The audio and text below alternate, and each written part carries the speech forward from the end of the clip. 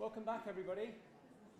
My name's Simon Horobin, and I'm head of the English faculty here in Oxford. And it's a great pleasure for me to introduce this afternoon's session. And I wanted to begin by taking the opportunity to thank Bloomsbury Publishing for helping us to run this event. Without them and their support, we simply wouldn't be able to be here today. And we hope very much that it's the start of a long-term relationship between Oxford, as we know, the home of fantasy, as we've been hearing this morning, and Bloomsbury Publishing, who are doing so much to promote new writing in fantasy and also the development of the study of fantasy through its scholarly series. So this afternoon's session will run from 1:40 to 4:55 with a break in the middle. And the first part is a chance to hear from editors and publishers at Bloomsbury about the popularity of fantasy literature, what the market is looking for, and where it's heading. And then the second part, the highlight of our school, where we're thrilled to be hearing from two major writers of fantasy, Catherine Rundell and Samantha Shannon, both Oxford alumni. Catherine was at St Catherine's and now a member of All Souls, and has just published the second book in her Impossible Creatures series, The Poisoned King. If you go to Blackwell's bookshop, you'll see it very visibly in the window on there. And Samantha Shannon, who also studied English here at St Anne's College. And so I'm first going to hand over to Nigel Newton, the founder and the CEO of Bloomsbury Publishing. Nigel was born in the US, but studied English at Selwyn College, Cambridge, founded Bloomsbury in 1986, was the recipient of the London Book Fair's Lifetime Achievement Award in 2020. He was made a CBE in 2021 for services to publishing, and in 2022 was made president of the Publishers Association. So please join me in welcoming Nigel Newton.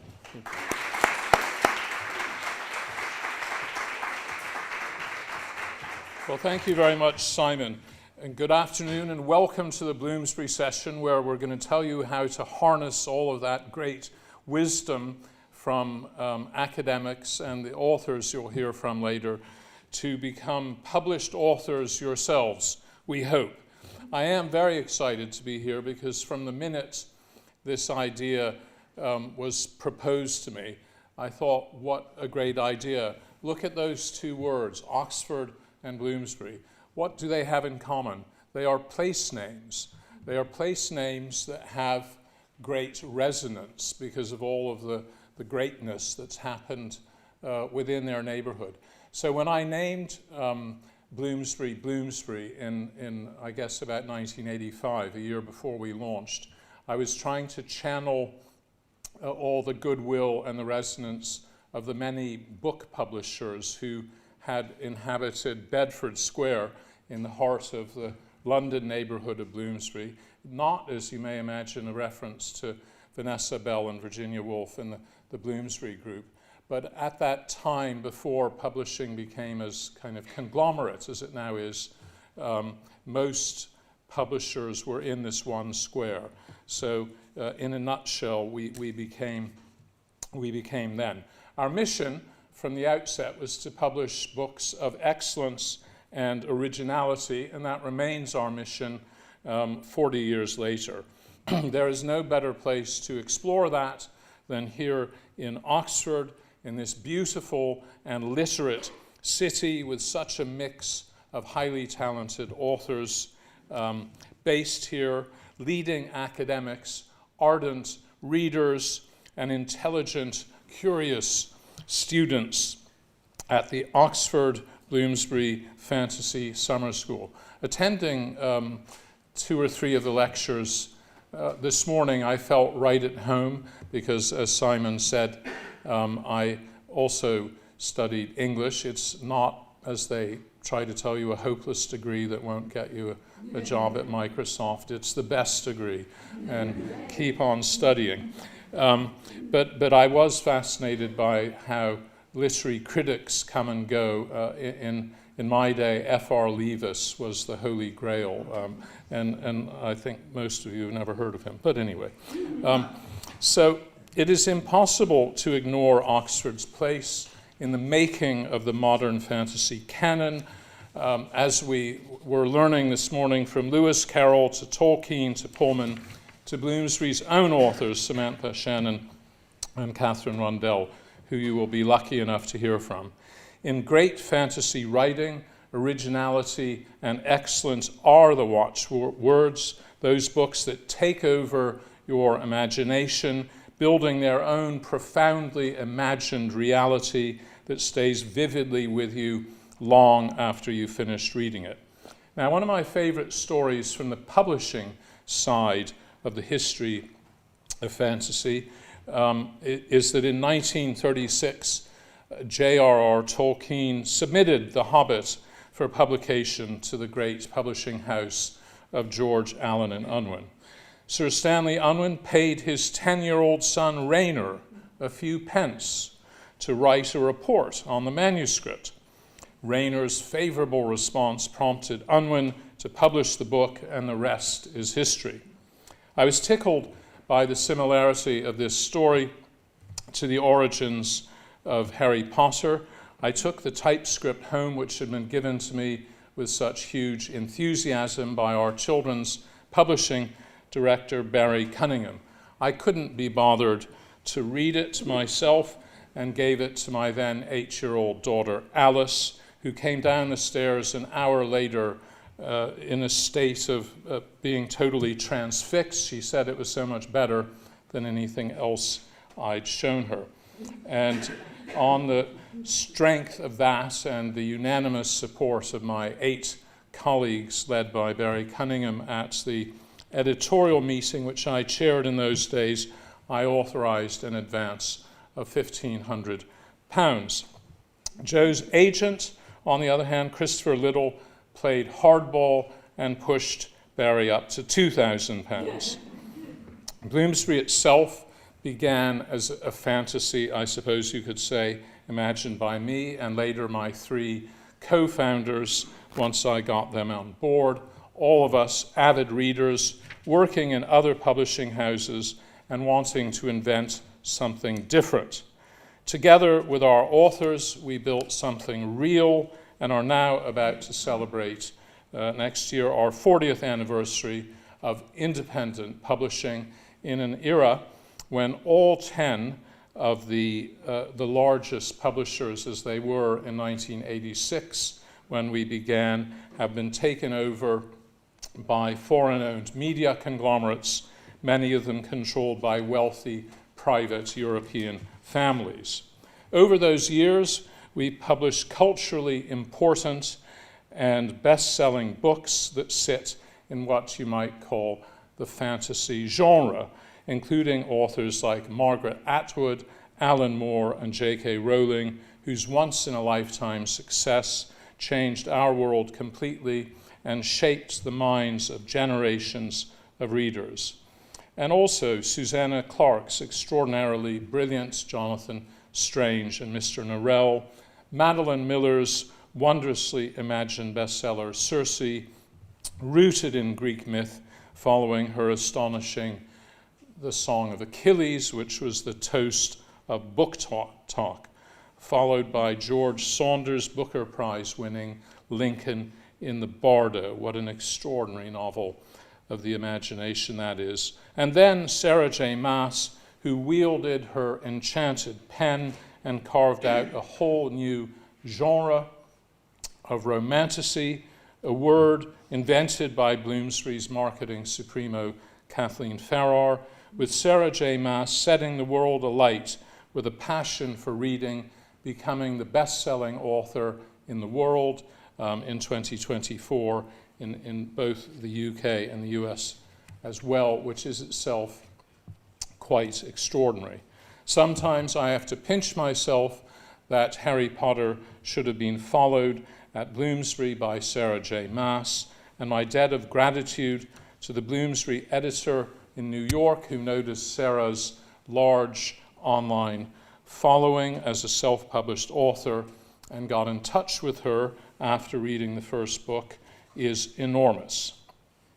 Some of the books I've named just now might not meet your own definition of fantasy.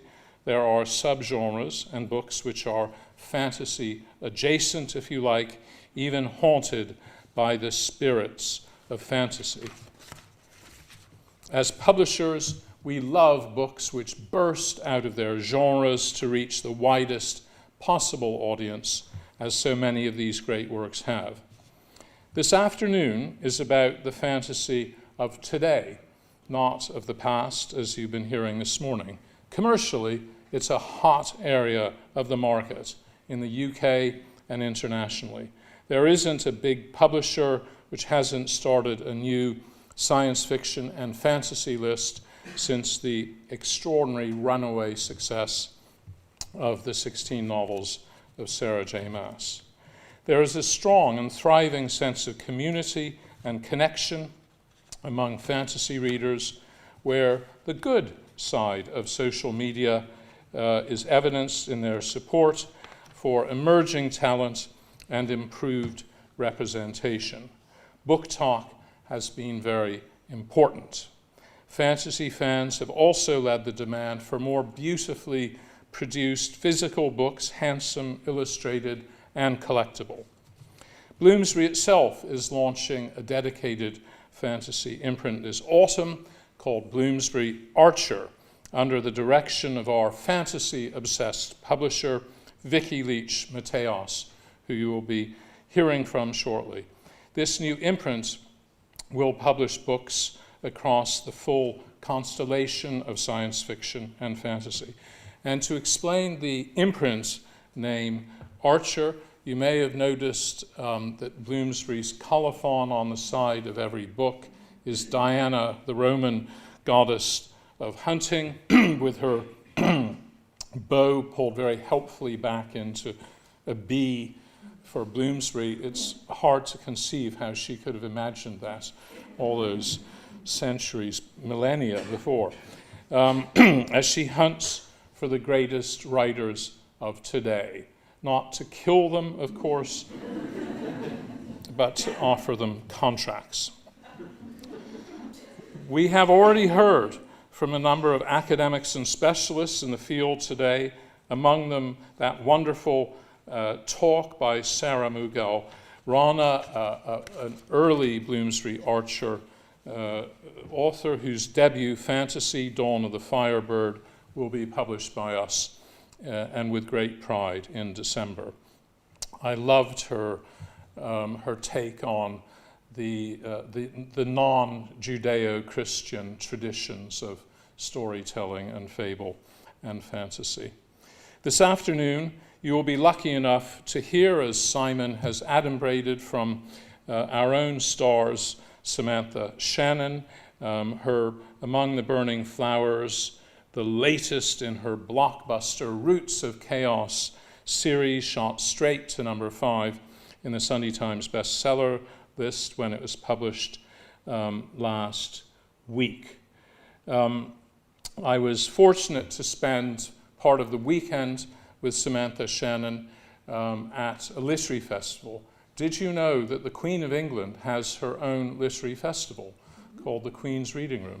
And it took place at Chatsworth House, which was the model for Pemberley in the film Pride and Prejudice. So that was all pretty fantasy level, and Queen Camilla arrived in a helicopter and met all the authors. She's a passionate supporter of reading and of books, and Samantha met her, and then the Queen, who had just been at the state banquet with Trump, flew away again in her helicopter. What a fantasy. Samantha's first book, The Bone Season, was published just as she graduated from Oxford University, where she was at St. Anne's College. And I think Samantha hadn't even taken her finals yet the first time I met her. So if that doesn't give aspiring writers in this room hope and encouragement, I don't know what will. Last year, we re-released the Bone Season series, newly edited by Samantha, and the series is going from strength to strength, with book 5 out earlier this year and reaching number 3 in the charts. Fantasy is also core to our children's and young adult publishing, where genre delineations are blurred. Their roots in myth, legend, and fairy tale, meaning that even books for toddlers are packed with magic, witches, talking animals, and safely scary monsters. The books we grow up with tend to stay with us throughout our lives. This afternoon, you will also hear from an author who is unquestionably the most important writer of middle grade fiction of her generation, whose Impossible Creatures series has been a bestseller around the world, and who last week was herself being chased around London by a manticore in honor of publication of her new novel, The Poisoned King. I am speaking, of course, of Catherine Rundell, Fellow of St. Catherine's College, Oxford, just to give you further encouragement. The Poisoned King went straight to number 1, both in the UK and the US, a remarkable achievement.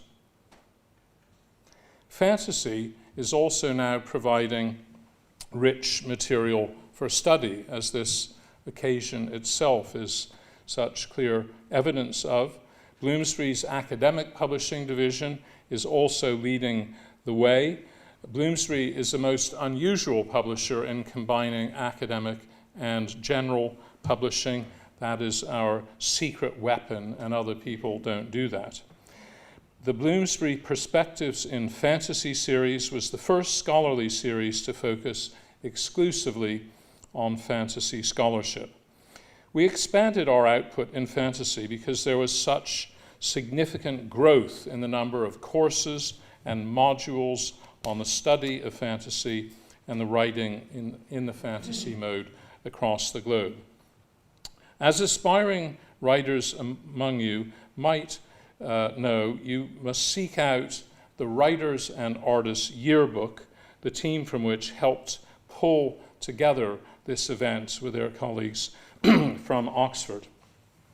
The Writers and Artists Yearbook has been putting writers and publishers together for 120 years now, so if you're looking for good advice on the writing and publishing process, please speak to James Reynoldson and Claire Povey, who are here today, and make sure to buy a copy.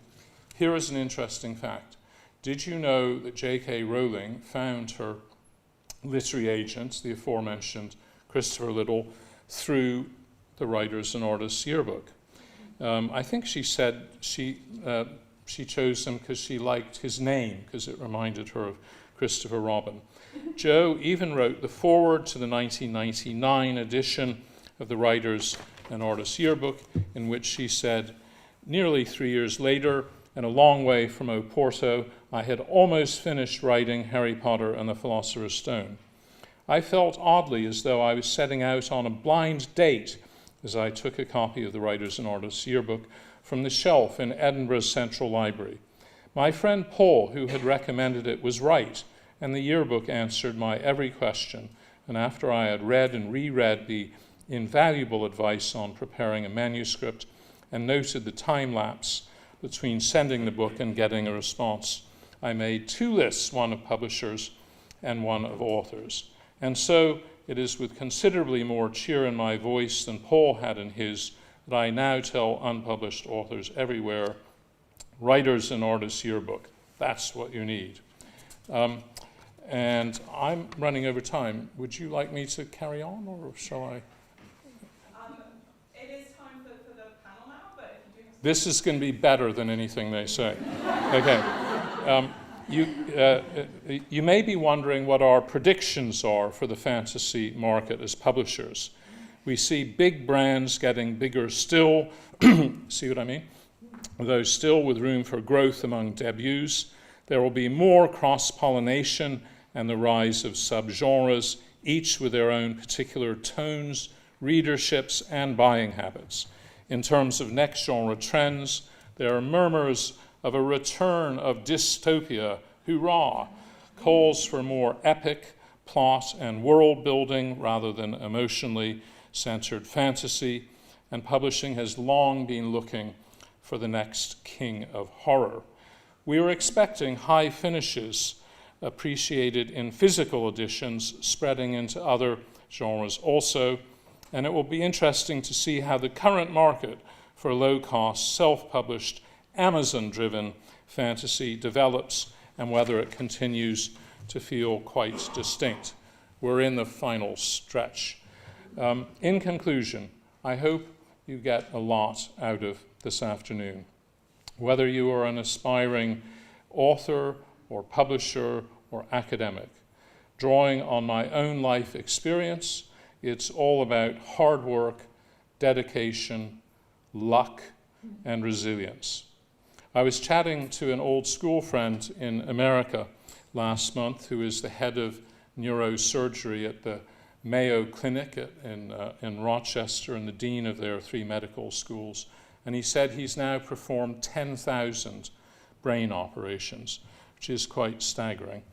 The author Malcolm Gladwell talks in his book Outliers about the 10,000 hours of practice you have to put in to be good at something, from music to art.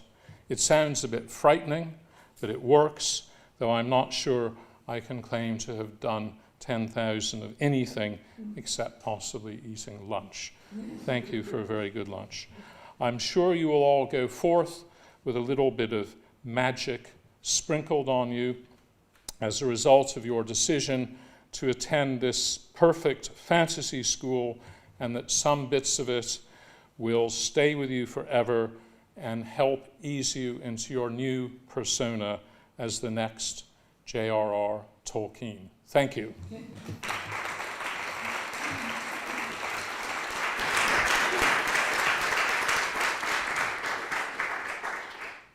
Thank you so much, Nigel, for that wonderful overview. What an amazing list of authors. So could I invite the panel to come up then, please? And while you're doing that, let me just say who will be joining us. So we have Zoe Gilbert, Bloomsbury author and academic, who's chairing this panel. Vicky Leech Mateos, who's Bloomsbury's publishing director and a specialist in fantasy fiction. Lucy Strong, who's the Bloomsbury Academic Editor for Literary Studies and Creative Writing, and Rebecca McNally, Bloomsbury Publishing Director and Editor-in-Chief for Children's. Over to you.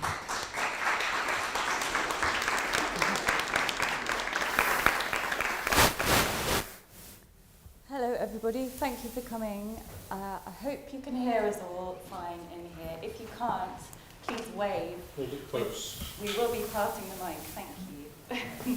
And we'll try to be as interesting as Nigel in the time we have left.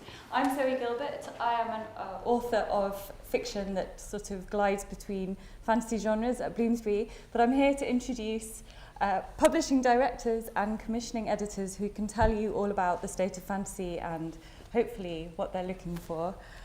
So briefly to introduce, Vicky Leech Mateos, publishing director at Bloomsbury, is building a list of speculative fiction across sci-fi, fantasy, horror, folklore, mythology and magical realism, and is founding the publishing house's first science fiction and fantasy imprint, as we've heard. Very exciting. A bookseller rising star in 2022, Vicky has published over 20 Sunday Times bestsellers, and prior to joining Bloomsbury, shepherded Harper Voyager on to win Imprint of the Year in 2023 as editorial director. And Bloomsbury Archer is being launched by Vicky this month. Very first dedicated science fiction and fantasy list. I'm very excited. Lucy Strong is Senior Commissioning Editor of Literary Studies and Creative Writing for Bloomsbury's Academic Publishing Division.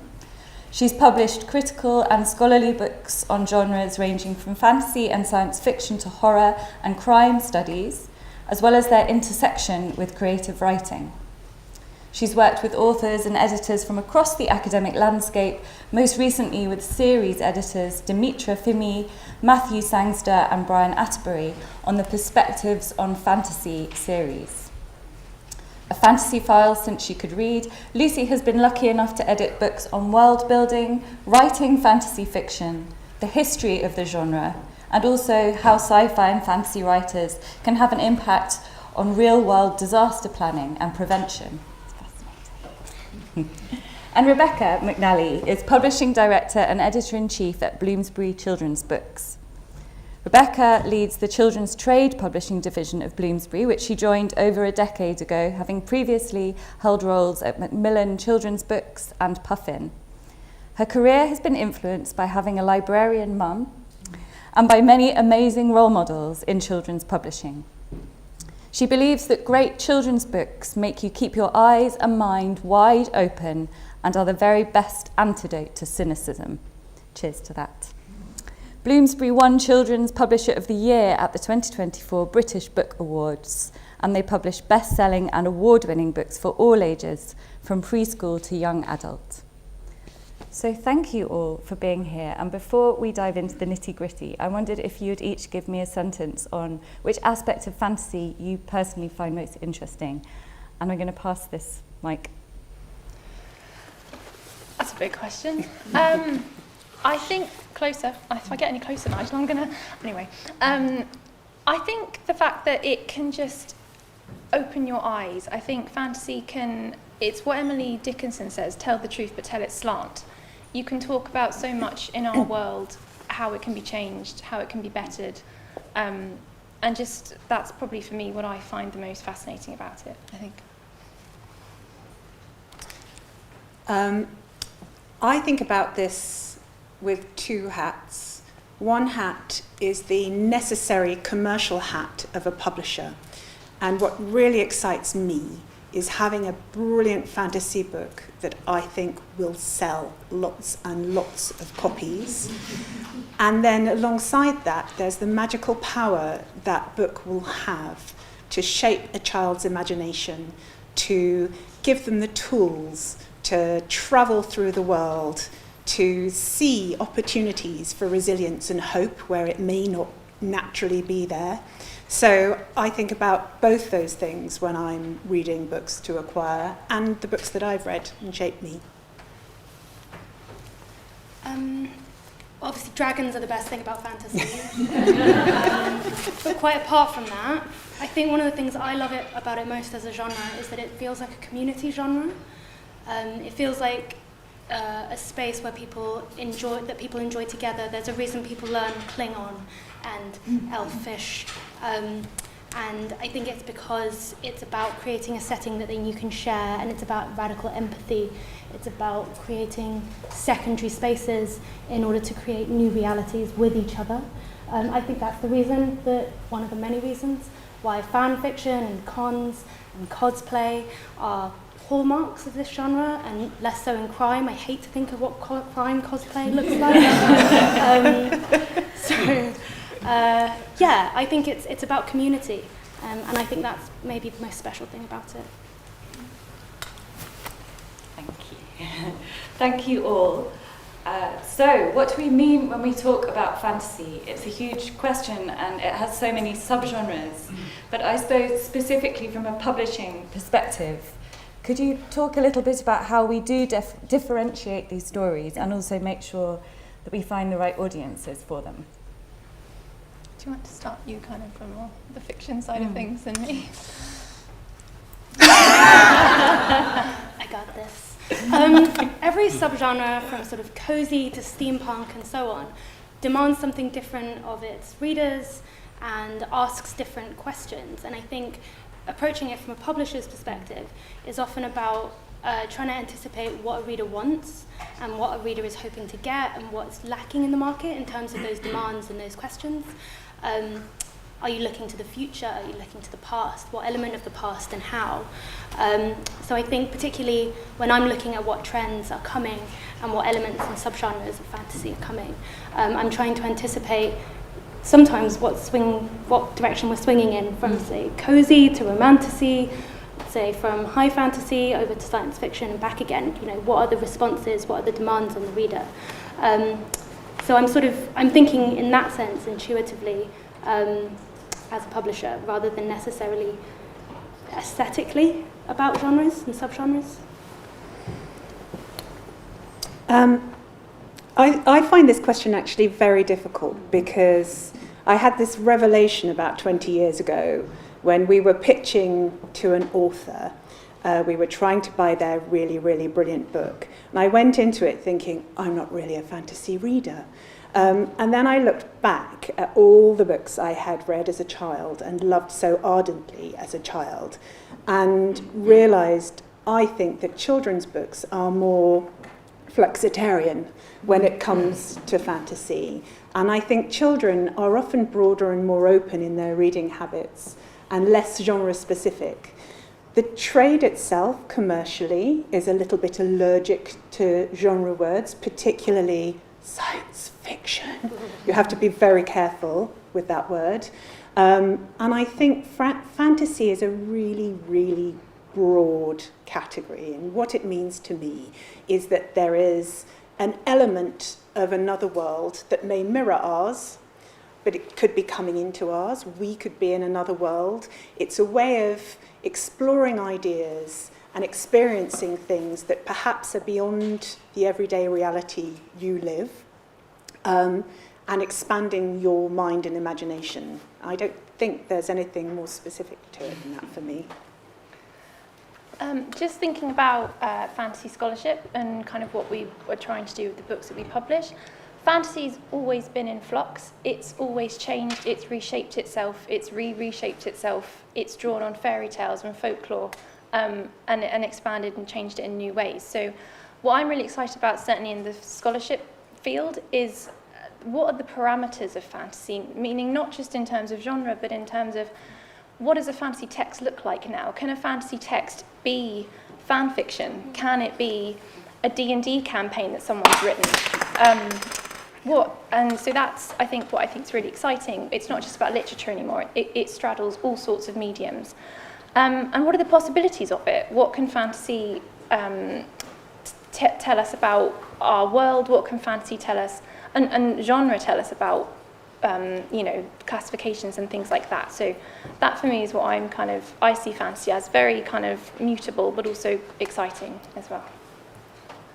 Thank you. I think this idea of fluidity and flux in fantasy and definitions is probably welcome news to all of us who are interested in writing this kind of material.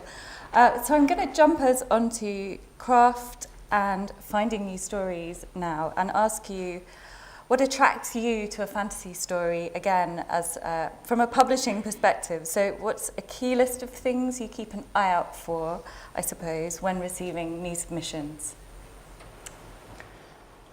Again, talking from the academic side of things, I think what we found really exciting with the books that we've been publishing is how there's a perception of fantasy, I think, that it's very much defined by the juggernauts, the Tolkiens, the Lewises, the Ursula Le Guins.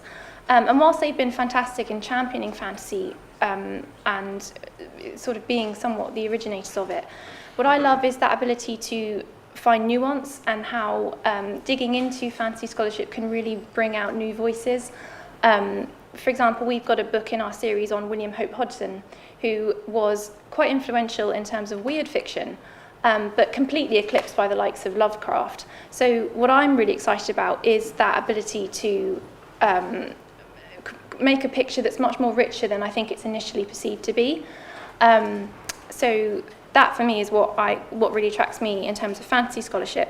I'd say that's what. Thank you. I think it's slightly different for children's and young adult. And young adult publishing, which is the top end of what I do, sits much closer. There's a lot of market overlap with what Vicky does. And for me, and with current trends, that tends to be really strongly character-led. It needs to feel like you have a protagonist whose central dilemma and journey you are instantly and powerfully engaged with.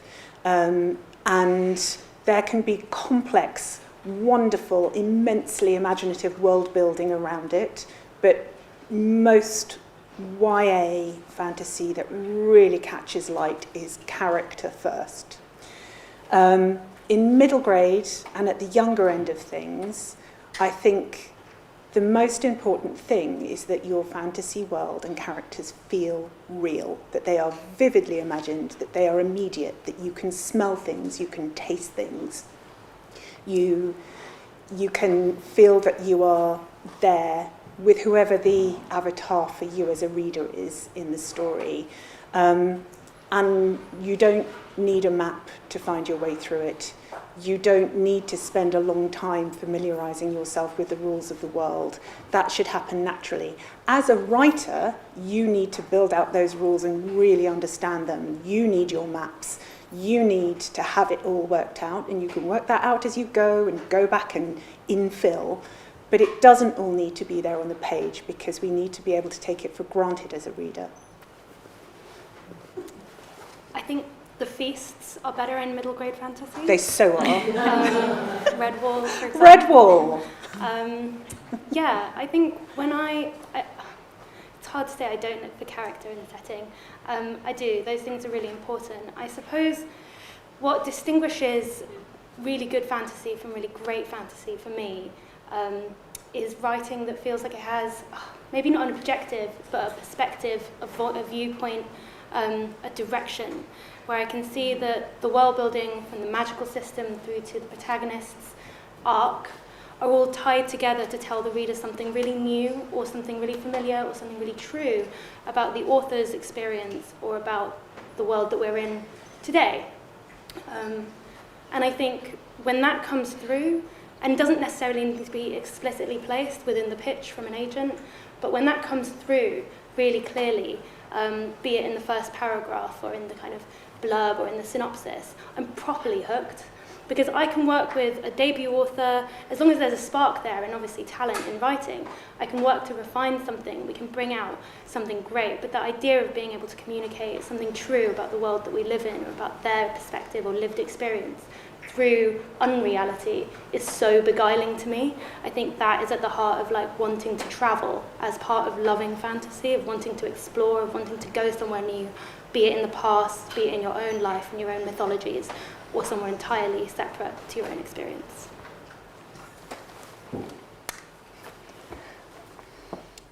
Thank you very much. And I suppose to expand a little bit on that question and turn it towards people who might be aspiring to get published, what advice could you give to authors hoping to break through in this enormous genre? And maybe we could talk a little bit about how one finds one's niche, if those niches are still there. We talked a bit about fluidity, and if this magical thing, the USP, exists, and what that should look like. But all and any advice would be fantastic. Are you happy to start? Yeah. I mean, so I do a lot of editing of creative writing books as well as kind of fantasy scholarship as well.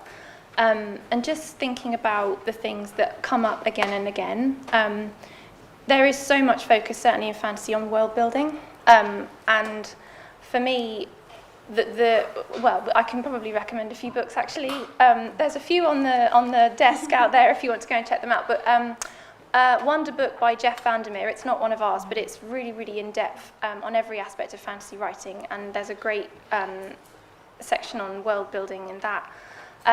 But also, I think the stuff that comes up a lot is research in terms of being able to be respectful of other cultures that might inspire you, but also it can help to know how the world works, how things work before you try and tackle it yourself. You know, if you're writing a feudal system, for example, go and figure out how it works.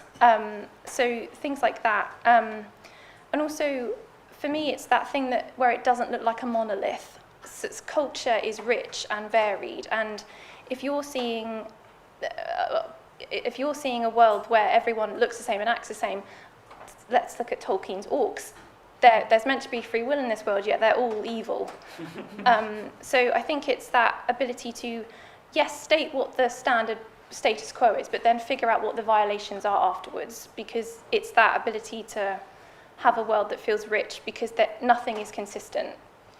Be consistent in your inconsistency when it comes to writing. That, I think, is what, having not written or having not edited fiction writers, but having edited a lot of work on creative writing, those are kind of things that stand out for me, certainly on one aspect of writing fantasy.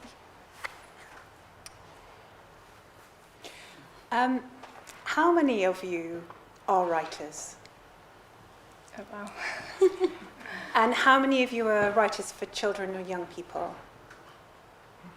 That's really helpful to know, actually. We've got a very writerly audience. I think a really key starting point for you is to, of course, you have absorbed all the influences of everything you have ever read, right? They're all there, churning away in your creative soul and spirit. It can be tempting to look at the market, and it is important, particularly if you are writing for an audience that is not you, although you are always part of your audience. It's really important to have a sense of what else they're reading, but I would be wary of being too led by trends or too led by what is selling now or what Vicky or I have told you we think might be coming through in the next couple of years, because the most important thing for all of you is to figure out what is your unique story to tell, what is authentically, truly the book of your heart that you must write, that you are driven to tell, whether there's a publisher who wants it or not, because that truly is the mark of a really, really true writer. You are driven to it. You can't not do it. Finding a publisher is a really hard thing, and for a lot of people I know, it feels like that's the end of everything, the realization of a dream. But actually that's also in itself the beginning of a journey, and a journey that can be a really bumpy one with lots of ups and downs on the road. It's its own hero's quest with lots and lots of challenges along the way. And I think you need to be really resilient to do any of it. I have huge admiration for writers, but doing it because it's your passion is the most important thing, and that's all I think I can tell you. It's really hard going after such good advice, but I think if I can just add on to Rebecca's, it's one, finish the book, and two, have lots of ideas. So I think while it's wonderful to have a brilliant book come into your inbox, it's even better when you meet an author and you find out that this might be one of their heart's books, but it's not their only book, it's not their heart's book. Foster lots of ideas, put books away, maybe after you finish writing them, and challenge yourself to do something completely different.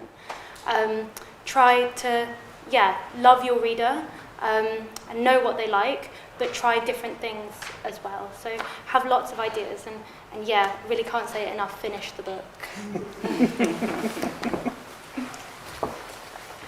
Thank you all very much. I think I want to turn back to world building for a little while, and I know we've talked about the balance in some areas of this genre where it's not just about the world building and character really, really matters, and also some great advice from your books about being consistent in your inconsistency. And I guess that's an interesting way into thinking about world building, that it's not just about drawing on fantastical ideas or tropes, and we know there are an awful lot of familiar fantasy tropes out there as well. But for you, kind of what matters most when it comes to world building? Is it those details we talked about, things you can smell? Is it being original and avoiding the dragons? I'm sure not from your point of view. What feels essential? And if we include within world building not just those details, but characters, hierarchies, all the rest of it, that would be great. I'll give it to you guys, Thank you. Not cherry picking. I think you touched on it earlier, and I think while you don't have to be incredibly precision, perfect, consistent throughout every bit of your world building, at least to begin with, it's making sure that there is a correlation and that you're not just falling prey to what could sometimes be quite lazy cherry picking from different cultures or from different time periods. It's interrogating yourself and why you make decisions that you make as part of your world building as well, and being your own harshest critic when you do make decisions to write outside of your own lived experience, which is something that I think everyone should be able to do, but be your first critic and be open to criticism if that is something that you're doing. So so build from research and try not to cherry pick if you can. I think that's really helpful, actually, because I think that willingness to interrogate your own work and your assumptions is really important. And when world building, obviously because you've got everything in your head already, it might be helpful to give your book to someone else to read so they can tell you honestly what is missing. And that actually a number of times as an editor, I've been really delighted, as I'm sure Vicky has, to find that questions I've asked have led us on an amazing journey that's really transformed the book. And I think sort of that openness to questioning and learning to question and interrogate yourself is really important. I am really cautious about world building because I think it's very important in books for children that you're not overloading your reader with information that they have to take on board before they can get into the story and the adventure or whatever that story is. So it has to be invisible. It's the architecture that's there, but you don't see it. And I suppose there are many great examples of that, and I think it'd be really interesting. I don't know if Catherine Rundle might talk a little bit about that later, or Sam, because they're both completely genius at it and do it in a way that feels effortless. But it is important.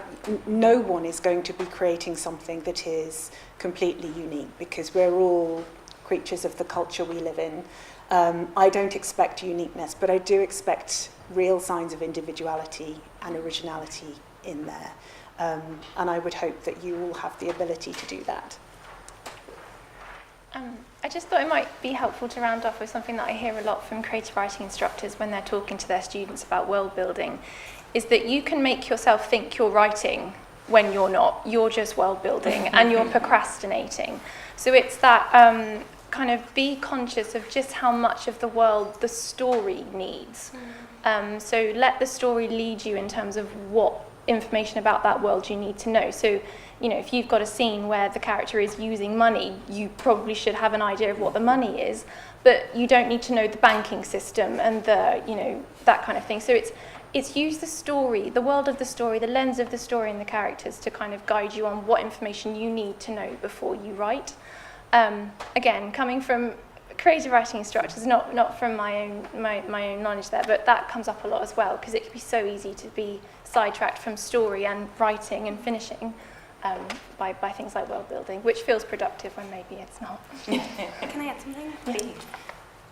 I often tell authors, I think saying leave it off the page is a really good piece of advice. I often tell authors that if they're stuck or if they are overloading a manuscript with too much exposition, to put that energy into a world-building document, because this is incredibly useful for copy editors and editors later, and it can be a really useful tool in terms of getting over blocks as well. If you're finding it really difficult to sit down and write that day, then do write how the banking system works. Do write, you know, what the fashions are and how they've changed in the last decade since, you know, the last Dark One dropped, or whatever it is. I think that can be a really productive way of moving forward with your writing and leaving it off the page, but having it there as a reference if you need it or if an editor needs it. Thank you. All fantastic advice.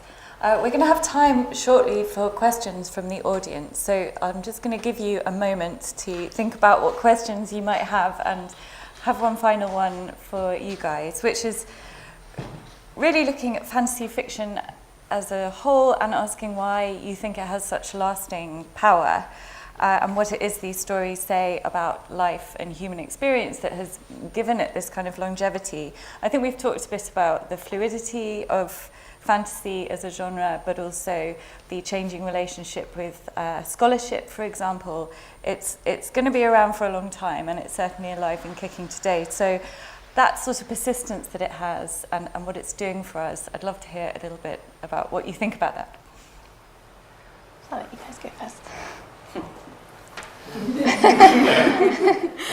Okay. So sorry, was that what we think, where we think it's going in the future? Yeah, or why you think it has this lasting power.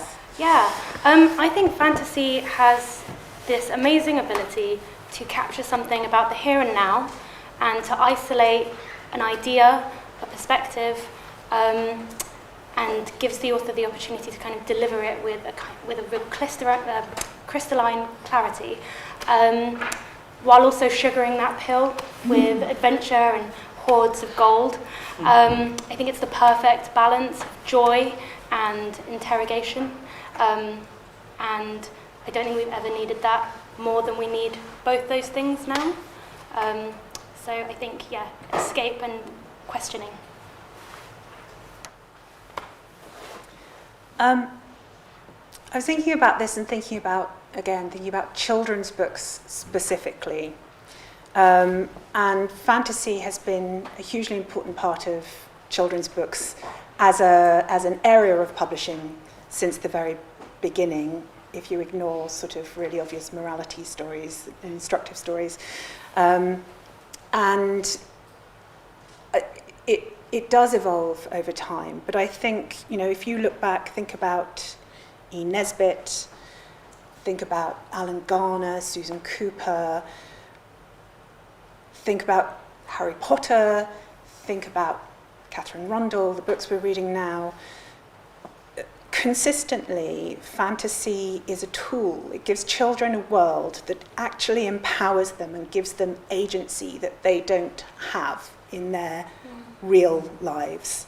And it takes them seriously as moral entities. And you see that in Catherine Rundell's newest book most powerfully, where there's a girl who sees a profound injustice being perpetrated and realizes that she has to do something about it.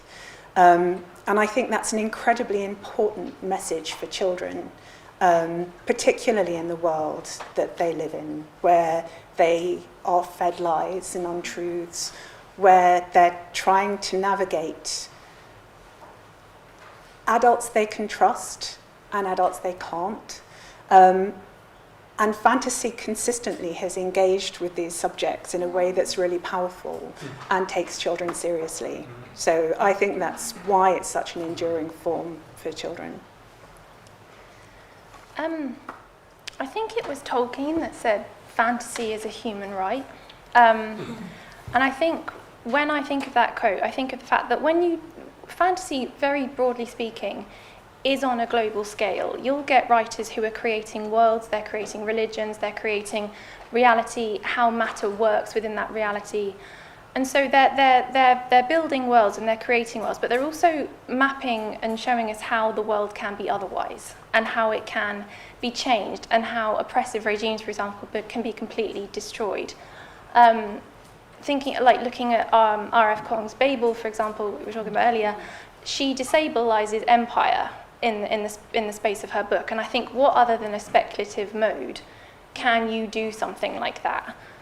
So I think it's because it's global, because the stakes are higher, because the worlds are always in peril, or the country or the way of life is always in peril.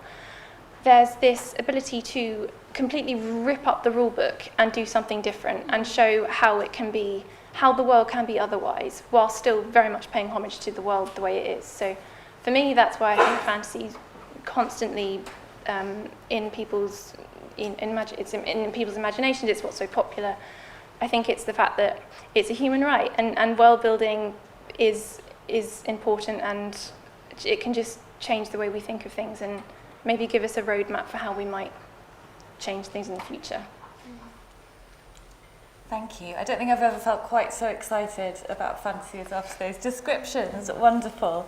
I'm going to ask you one last question before we turn to audience questions, which is possibly the most difficult and possibly the most important, which is, do you have any predictions, and are you anticipating any particular challenges or excitements ahead?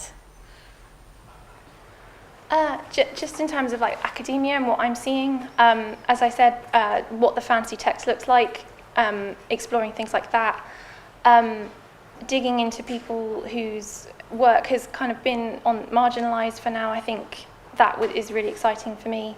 And yeah, just looking at the possibilities of fantasy. And as you mentioned earlier in the bio, we've got a book that's exploring how fantasy writers and sci-fi writers are working with governments and the military to kind of scenario model disasters, because when you're in fantasy and these very imaginative genres, you're thinking about how the world could be different. If you change that one thing, what would result in that? So it's a cause and effect mentality.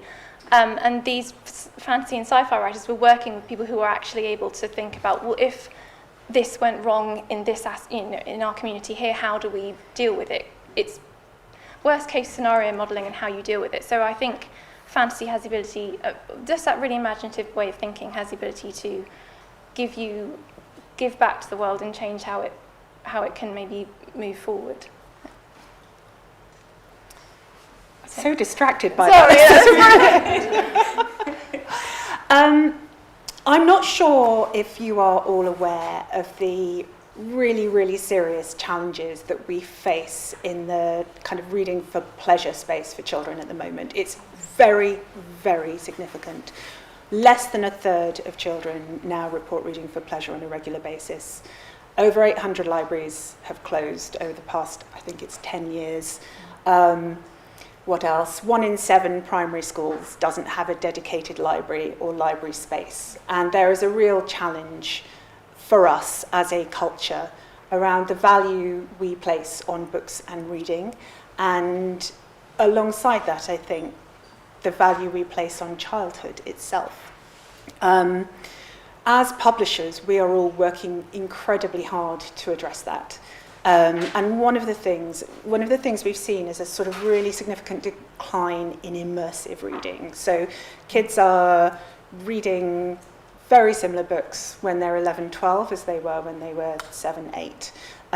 There is in that a really brilliant shift towards graphic novels and illustrated books. And I think you'll see that developing more in the children's fantasy space. There's going to be a lot more illustration and lots of shorter books to try and adapt what we publish to that challenged, immersive attention span. And obviously that challenge is coming from some very obvious other places, the digital culture that is absorbing our children's eyeballs and brains. So I think we are reacting as fast as we can to that, and you will see short, snappy fantasy in a way that hasn't been the trend over the past sort of 10, 15 years. I think that there is a lot of focus as well on action in story, on sort of very immediate narrative and keeping the pages turning as quickly as possible. So that's definitely a trend, and things we are actively looking for. It's really interesting that there has been a brilliant sort of increase in representation and diversity of voices, particularly in young adult. It is really sort of slower coming through in middle grade. I would love to see, thinking back to the conversation with Sarah Milburana earlier, I would love to see more children's publishing coming from diverse voices and exploring imaginative worlds that are beyond that traditional sort of Judeo-Christian narrative structure that we all know so well. So lots of change to come and lots of work for all of us to do to make sure that reading and stories remain essential to our kind of culture and our childhood. I'll speak commercially because I am really happy not to know what's coming in terms of creative and artistic expression in fantasy. But I think commercially, looking at romantasy and the splintering and breaking apart of genres as kind of readers cross over from one space to another, I see more portmanteaus in all of our future. I see the mixing of different genres. It's now been over 12 years since J.R.R. Martin laid siege to HBO and made, fantasy feel like quite a mainstream experience, even one kind of on a par with big sports events that you could all watch together.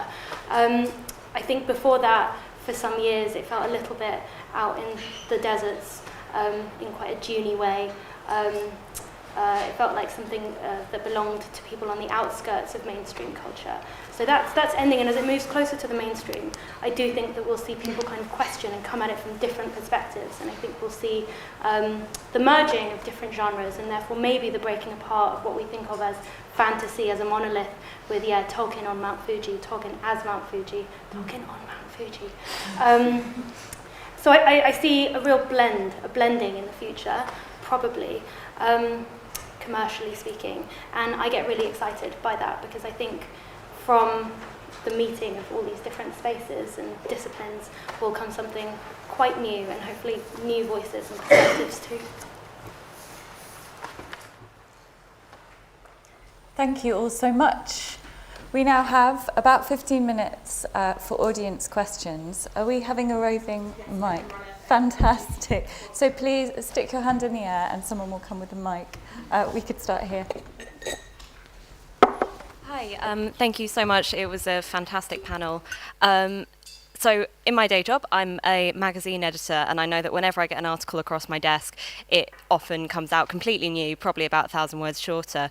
So I was just wondering, when you guys have books come onto your table, how much do they transform, and in which ways do you kind of see them transform during the editing process? Probably one for you guys. Very different process in academic. Thank you. Oh, it's so different for every book. I'm sorry, that's not a good answer. Often I get asked by prospective authors, does a book have to be a certain length? To which I'm able to say no. I think Rebecca might have a different answer for kids' books. But I think classically what happens is that we bring out the main character's story a little more clearly. I think it's a tendency that these things live in the author's mind, and some stuff that maybe seems obvious to the author needs to be put further onto the page. I think, again, that's true of the world building. I think that's true.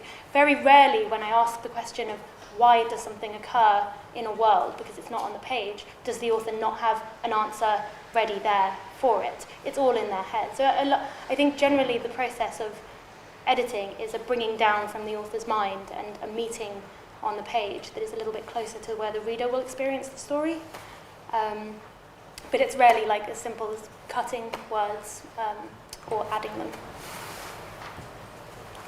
Yeah, I think as Vicky says, editing is infinitely variable because it's never the same from author to author.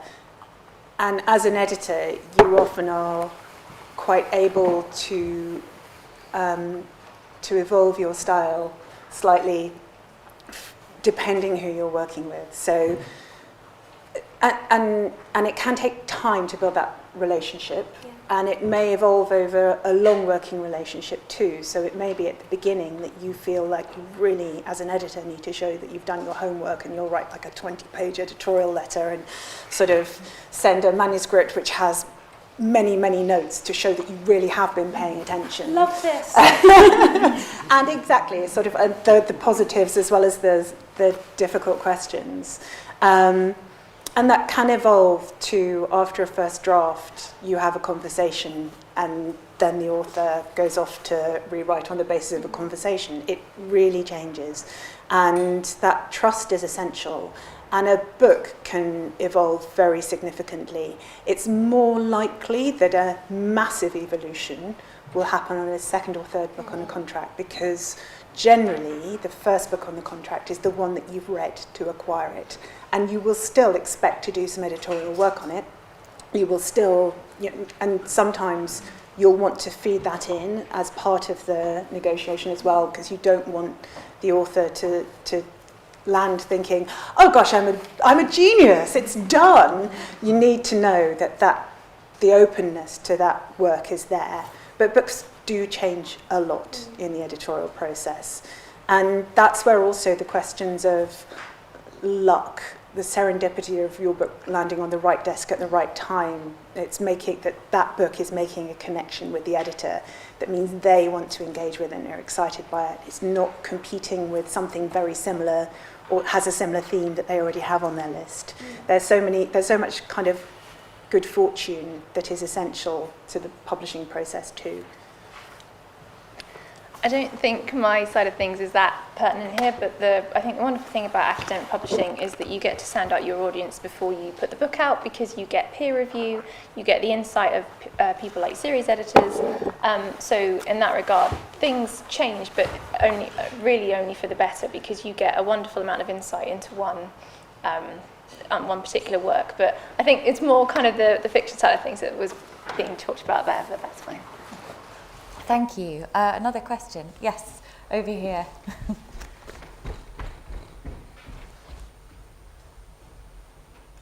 Thank you. I'm really curious about how much you're able to be very deliberate versus responsive in what you publish. So I imagine you all have like ideas of what you want to put out into the world. Do you then sort of need to wait for that to cross your desk? Are you able to go to authors and be like, the dude who went to Ursula Le Guin and was like, can you write a young adult series for me, please? Now we have Earthsea. Or what does that process look like in terms of creating something?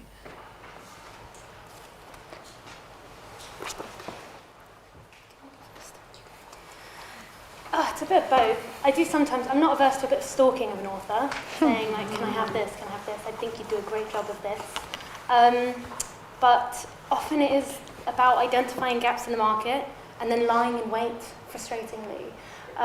Sometimes you're able to do IP, intellectual property. It's not so much something I've done much of in the past, which would be kind of setting out and finding an author and then setting them the task of writing something sort of to spec. So that does exist, and there are some very successful publishers, particularly for ebook, who work on that model.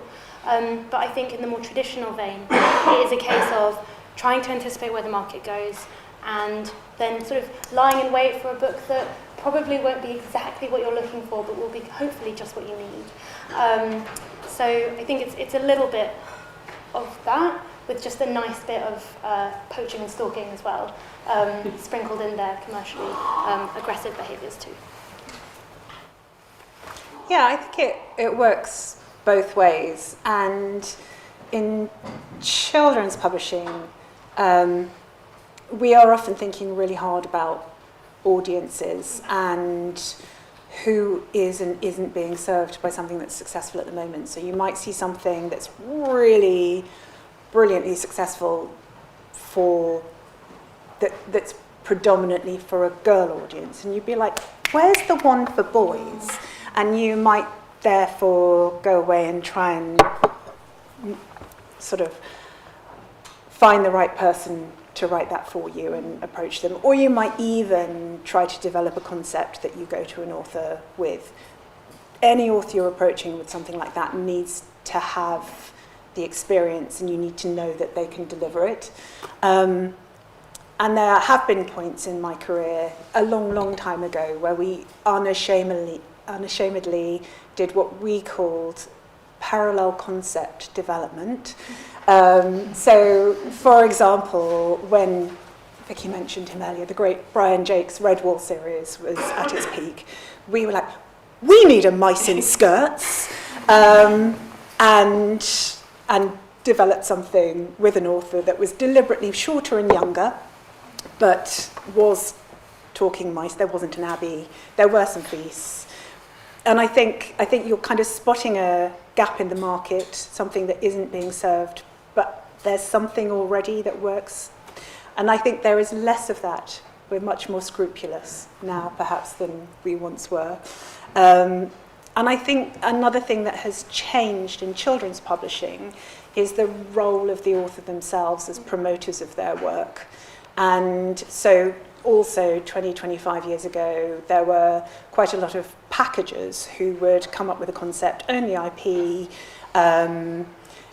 have a team of authors writing for them, and it would be published under a made-up author name, and a lot of series would be incredibly successful in that space. There's much less of that kind of thing now, partly because we ask our authors to be in schools a lot of the time, to be standing up in front of groups of children and being advocates for their books and exciting readers about them.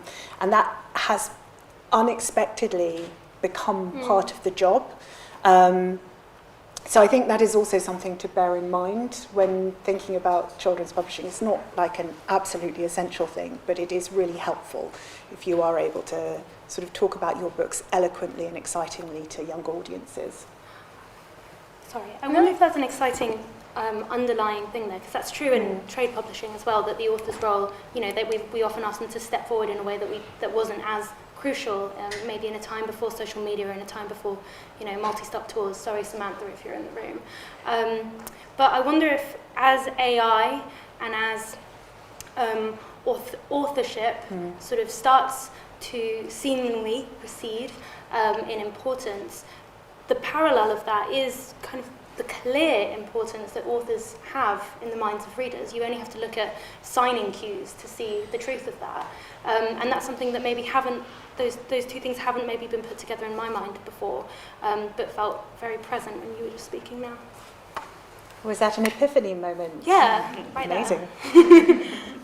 I can aggressively go after an idea that I want, which is the great thing about academic publishing. You can see where are the courses, what are the ideas and trends coalescing around. So you can, and thankfully, academics have their interests and research fields on their bios on their university website. So I can literally trawl the internet and find people to write things. And so for me, I was really excited when I came up with the brainwave that, because Bloomsbury has a big series called Cultural Histories, which basically traces a topic across the whole of human history. And I realised there wasn't anything on monsters. So I basically went after people who were kind of researching and writing about monsters, which there are a lot of, went down a rabbit hole into cryptozoology and then looking at, like, did Bigfoot exist? But yeah, so I can very much aggressively go after an idea and then find someone to pair up with that.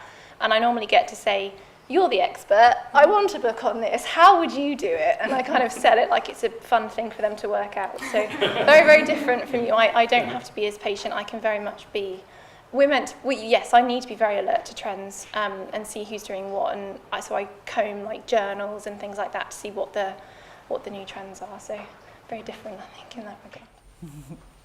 Thank you. I think we can never have too many books about talking mice. So Lucy, you might want to commission someone to. Yeah. We have time for another question.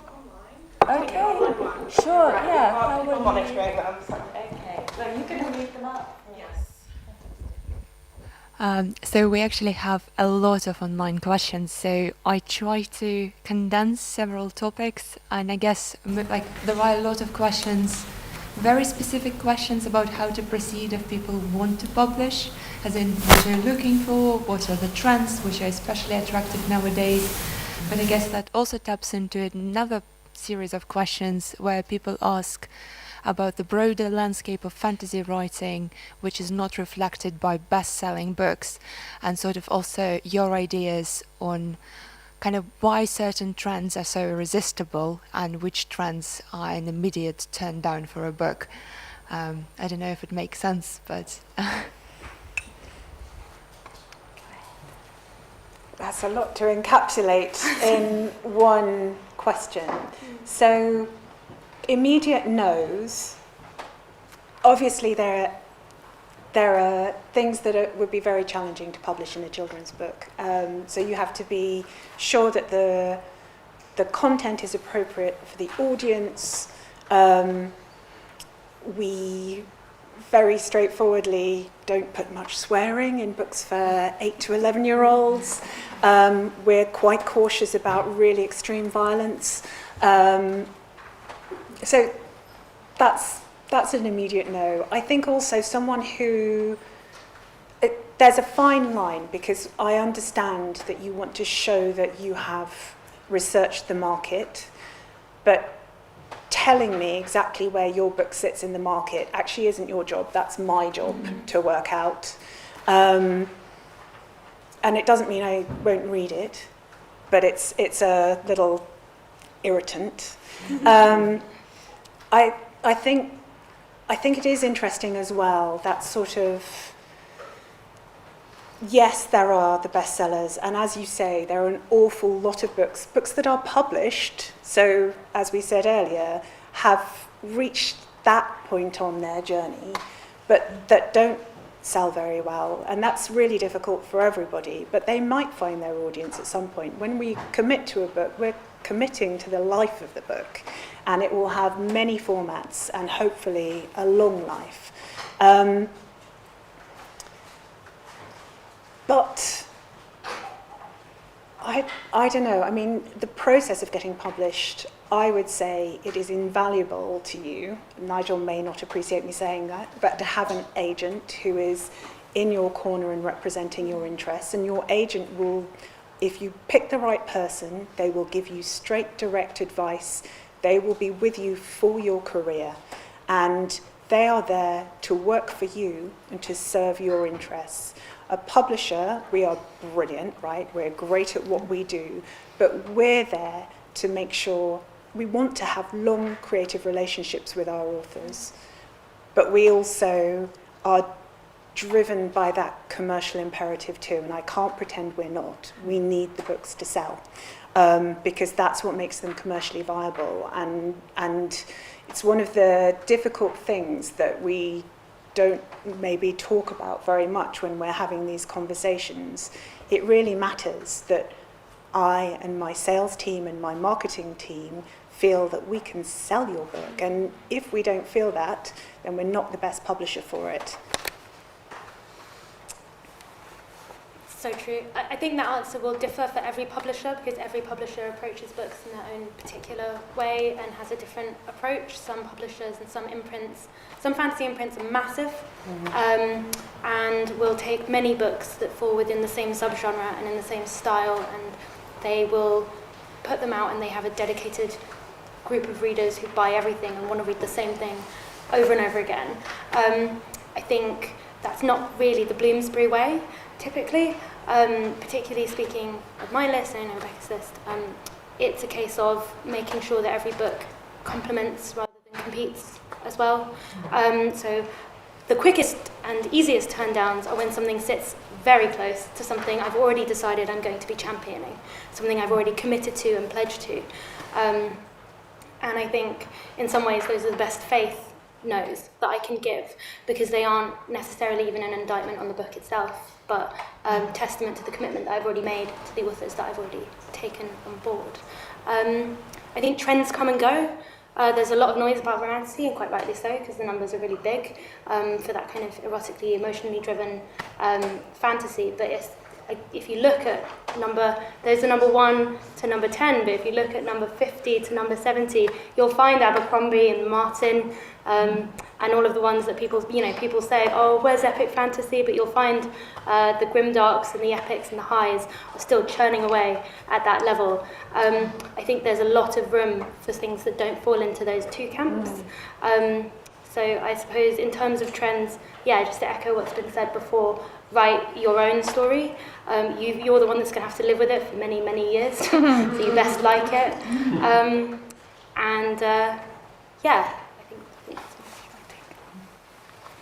I say mind these guys for all the time you've got, so if there are any more questions, I think go to them. I think we can probably manage one more, but we're really out of time, so maybe one more from the room would be great. This gentleman here. Thank you so much for your panel talk. My question's has been touched on a little bit by Nigel. With the rise of social media and online platforms, authors now have a direct connection to their readers. How has this affected Bloomsbury's approach to marketing, discovering new talent, and building author brands? Because, as mentioned by Nigel, there's a big influence with TikTok and those platforms. Thank you. Could you hear? Yes. How has social media affected our brand building? Yes, and like building up the author brands, how you're finding new talents, finding underrepresented voices. Well, it's been the most amazing creative tool for us, actually. I mean, we have a fantastic social media team who market our books completely brilliantly and who seem to pour ever more extraordinary creativity into it. So we have a Bloomsbury Creators Circle, which is not authors. It's all sort of big readers and influencers. And we do a lot of events with them, and they work with us to promote our books. And that's a really amazing thing. It's also brilliant to see the organic viral trends that build, that however hard you try as a publisher to influence, you actually can't. I know Nigel mentioned earlier the sort of huge success of Madeline Miller from our adult list, which was she'd always been a highly regarded and really wonderful and very strong selling author, but this kind of extraordinary rise in her sales that happened very organically through Book Talk. And Sarah J. Maas too. So it's an amazing tool and a wonderful opportunity. At the same time, if it's not, as an author, if it's not your natural space, don't go there. Because you need to be willing to commit to it. You need to be willing to take the shit, because there will be some coming back. It's not always friendly. So approach it carefully, but if it feels comfortable to you, if you want to commit to it, you will find a community there that will support you, and that's a brilliant thing. And in terms of finding authors, through social media, we haven't done so much of that on the children's side. I mean, Nigel mentioned that Sarah J. Maas, at the beginning of her career, sort of self-published on a digital platform early versions of what became her Throne of Glass books. But that's not quite the same. I'm not sure, Vicky, whether you've found authors that way. Yeah, I think, firstly, any publisher who tells you that you need to be on social media is doing you a disservice there. I think, as Rebecca says, if it's not your strength, like, let the writing lead the way. I've not found authors that way. I think authors tend to find readers that way, not necessarily publishers. I do love to see the meandering ways in which particularly TikTok manages to evade all commercial wrangling. And I think that's magic, genuinely. It feels like a genuine conversation between people, and I don't want to hot it up too much, but it can feel quite democratizing as well. I think it can go both ways though, and I think it's interesting what these algorithms exclude as well. And I think we should be really mindful of that, because they're not benign and they're not neutral, and they are self-perpetuating too. And what is visible and what isn't visible is often genuinely being controlled.